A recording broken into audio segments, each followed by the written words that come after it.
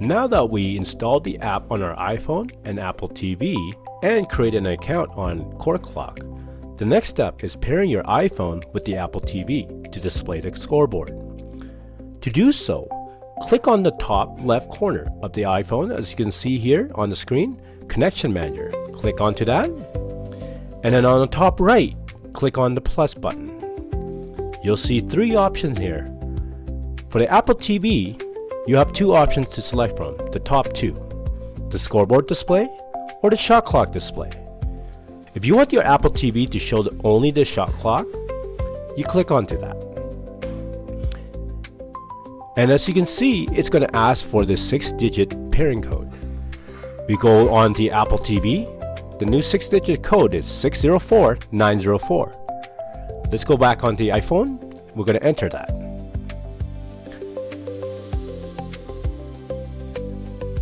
Once you enter, it should show a successful pair. And if you go back to the Apple TV, it will show only the shot clock.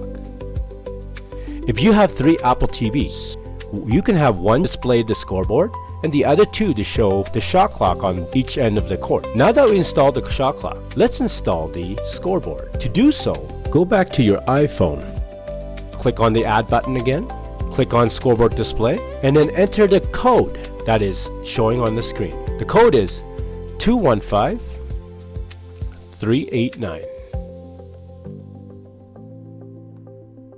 Once the Apple TV successfully paired with the iPhone game controller, it will show this screen, the scoreboard. There we have it. We have successfully paired our Apple TV with our game controller on our iPhone. Let's go to our next step.